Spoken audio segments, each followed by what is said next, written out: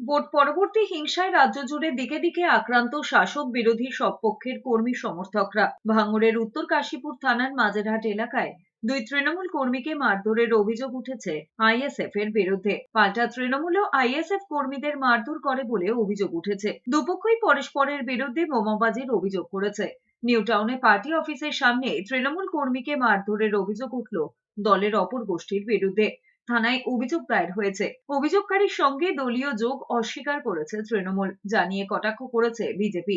অন্যদিকে কৃষ্ণনগরের মন্ত্রিন্দ্রপল্লী এলাকায় বিজেপি কর্মীদের মারধরের অভিযোগ উঠেছে তৃণমূলের বিরুদ্ধে। ঘটনায় 3 মহিলা সহ 4 জন জখম হয়েছেন, যদিও অভিযোগ অস্বীকার করেছে তৃণমূল। বলে সোনু আর সব থেকে ওদের যে হেড বসে, ঠিক আছে, দীর্ঘদিন ধরে ও আমাদের পাড়ায় উৎপাত করে। মানে ছেলে নেই, মেয়ে নেই, বউ নেই, মা নেই, তাদেরকে ধরে মারধর করে, তাদের ঘরের মধ্যে ঢুকে অত্যাচার করে। কাকাকে আর আমার দাদা বিজেপি পার্টি করে, তো সেক্ষেত্রে আমাদেরকে থ্রেট দিয়ে গেছিলো যে পার্টির ওখানে দেখলে পারে ভোটের দিন কপালে কষ্ট আছে। বিড়ি ফ্যাক্টরি থেকে নিয়ে এসে বাড়ি ঢুকছিল, ওখান থেকে গাড়ি থেকে নামিয়েছে, বাইক থেকে নামিয়ে পাড়ার মোড়ে ওই মারতে মারতে অঞ্জনা জলের মধ্যে পুষে ধরেছে।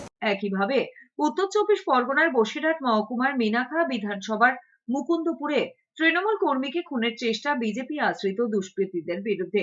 আমি টিএমসি প্রার্থী আর আমি টিএমসি প্রচার করি, ঠিক আছে।